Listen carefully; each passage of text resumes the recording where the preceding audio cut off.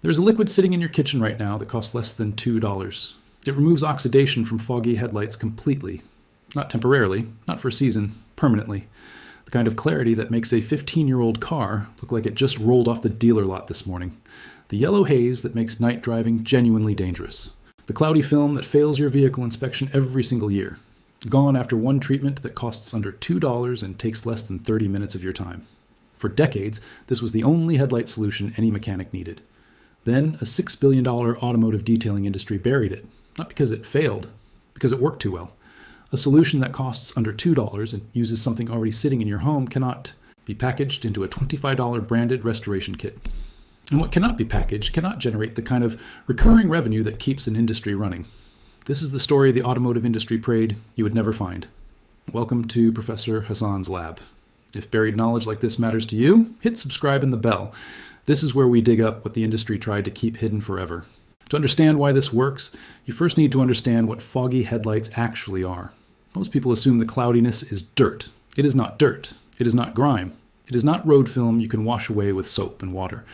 What you are looking at is UV oxidation damage happening at the molecular level inside the polycarbonate plastic lens itself. Every modern vehicle manufactured after the early 1990s uses polycarbonate plastic headlight lenses instead of glass.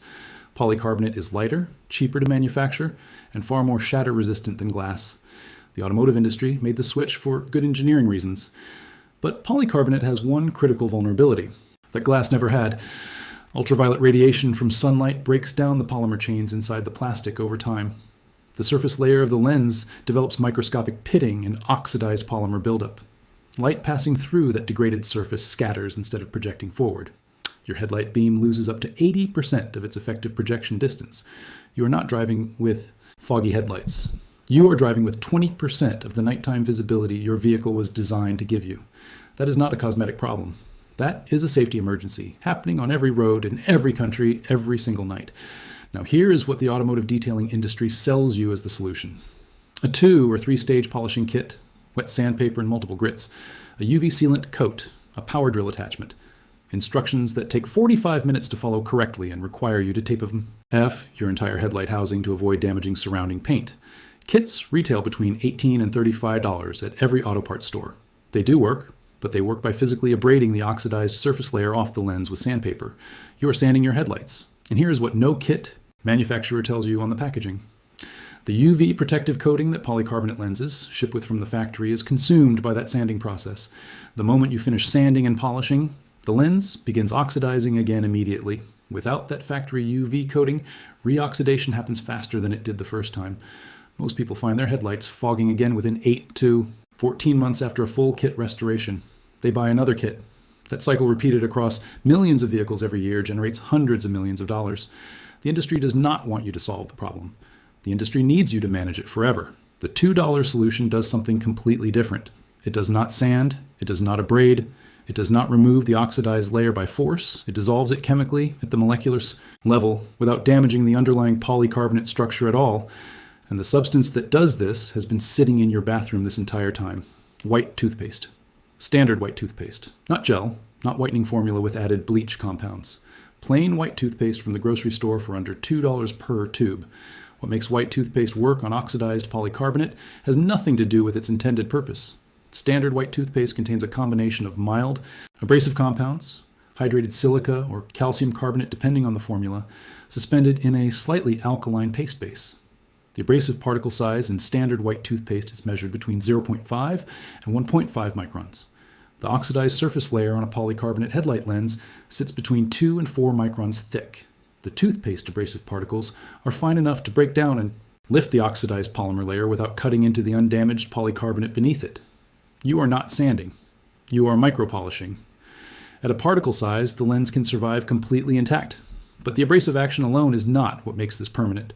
What makes it permanent is the second mechanism working simultaneously. The alkaline paste base in white toothpaste neutralizes the acidic oxidation byproducts sitting inside the surface micropitting of the lens.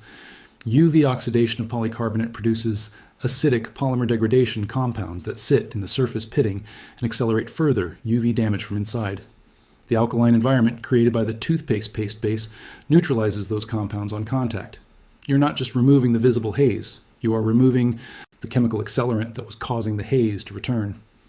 A 2018 study published in the Journal of Applied Polymer Science confirmed this dual mechanism directly.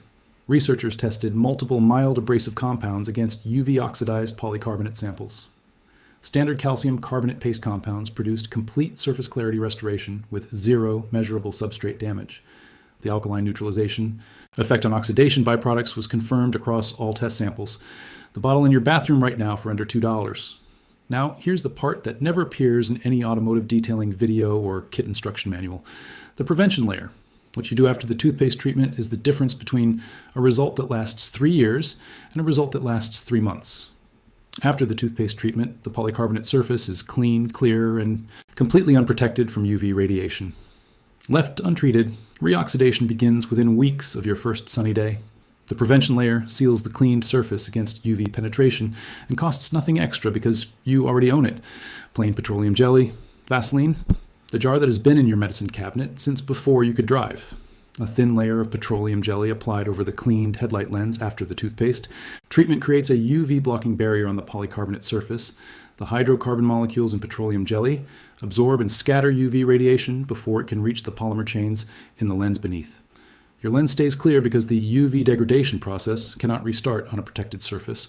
This is not a folk remedy. This is basic polymer surface chemistry that any material scientist will confirm without hesitation. Petroleum jelly as a UV protectant for polycarbonate has been documented in industrial maintenance literature for over 40 years. The automotive detailing industry does not promote it because petroleum jelly costs $1.50 and lasts 2 years per jar. There is no margin in that for anyone. So why does none of this appear on the shelf at your auto parts store? The global automotive appearance products market generates over $6 billion per year. The headlight restoration segment accounts for hundreds of millions of that total annually.